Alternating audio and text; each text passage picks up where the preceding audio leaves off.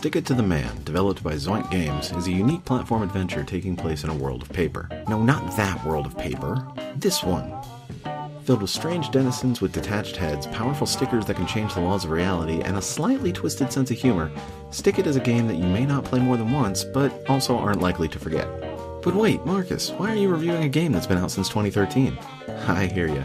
Originally released for PlayStation 3, Vita, and PC in 2013, it subsequently released on Wii U, PS4, Xbox One, and now recently on the Nintendo Switch. This review can be considered an overall review of the game, but will ultimately be focused on the recent Switch release. Copies of the game for PS4 and Switch were provided to me by Zoink Games, and footage from both versions will be used in this review.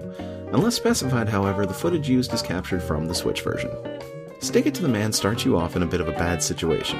Your character, Ray, is floating in space and about to die. Like most meeting their end, he recounts the events leading to that point, which for Ray started earlier that day when he was hit on the head. Shortly after his injury, he discovers a pink spaghetti arm emerging from his brow, granting him the ability to interact with the paper world around him in ways he never knew possible, including the ability to read minds.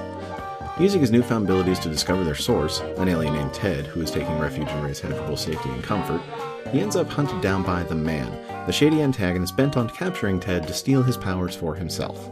The paper world of Stick It to the Man is as vibrant as it is flat. A cardboard world with paper people and objects come alive with every chapter, with plenty of detail to look for hidden around each corner. Subtle jokes and references can be found everywhere in the foreground and background. The characters are all uniquely designed, with their horrifically detached skulls somehow adding to their charm. It's a unique art style to be sure, and only subsequent Zoink games have ever really looked quite like it. It's almost like South Park's Canada and Paper Mario really got drunk watching horror movies. None of this is a bad thing, though. After seeing hundreds of retro pixel art indie games, it's nice to see something daring to take an original attempt at something new. Once you get used to the way it's presented, it really is a wonderful thing to look at. However, there are a few performance hiccups in this new Switch release.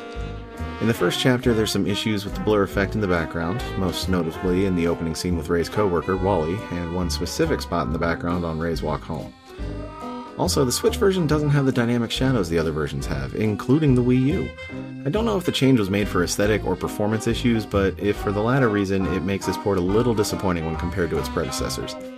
There were also very small stutters in a few cutscenes when the camera would cut from one thing to the next, but thankfully these are only minor and unobtrusive marks against the whole experience. Stick It's soundtrack is one of the best features of the soundwork. Listen to the title screen for a little while and you'll see what I mean.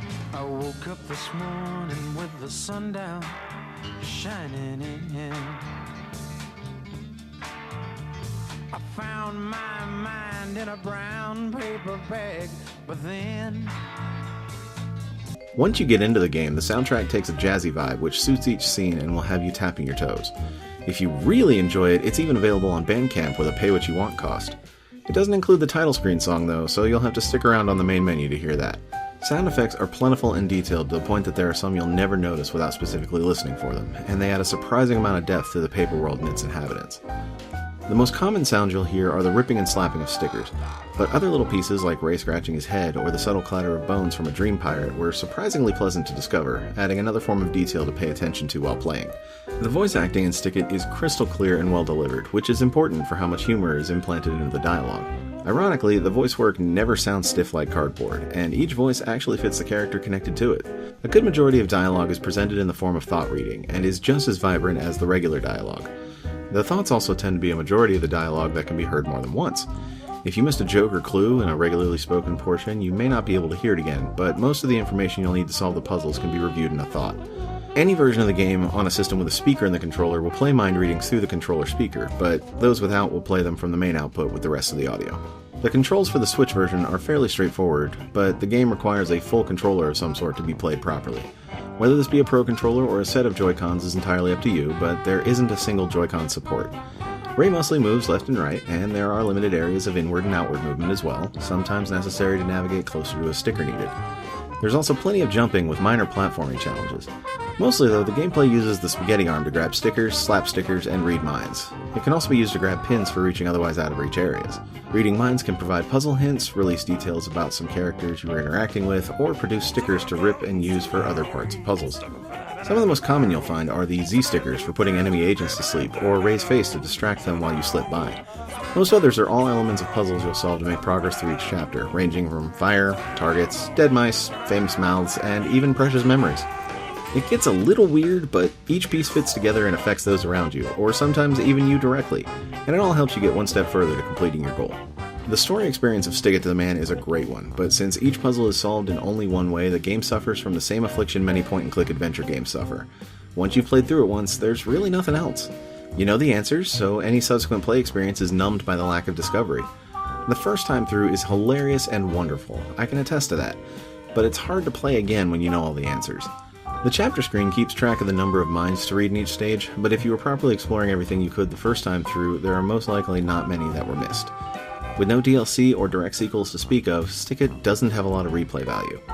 The Switch version doesn't add anything new to the game except for the ability to play it on the go, which Vita players already had. All 6 of them. You're funny. This is actually a tough review for me, as I have very high regards for this game.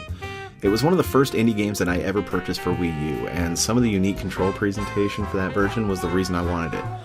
It was also the very first game I ever live streamed on Twitch, doing a sort of live review of it. Unfortunately, that was before I knew how to archive my broadcasts, but revisiting this game for this review helped me see a lot of the things I didn't see before back on Wii U.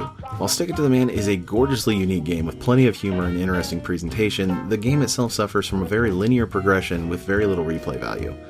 I definitely recommend it be experienced at least once in some way, form, or fashion, and if the Switch's ability for portability appeals to you, then this port is more than sufficient. It is a faithful conversion that only seems to lack some of the polish previous versions appear to have, but all the wonderful audio and unique presentation is all there. If you have other console options other than the Switch, and portability isn't a major selling factor to get you to play the game, I'd recommend any of the other previously available versions in order to get the completely polished experience. Either way, you'll experience a wonderful story with some of the most unique characters ever seen in a game.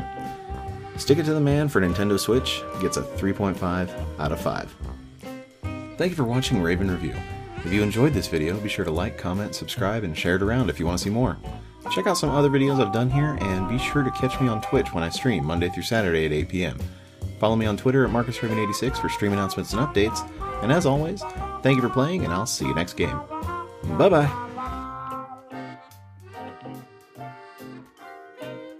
Space. Final frontier. That's what it's called, right?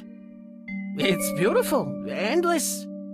Feel the warmth of the sun millions of kilometers away on my skin without any atmosphere to stand between us.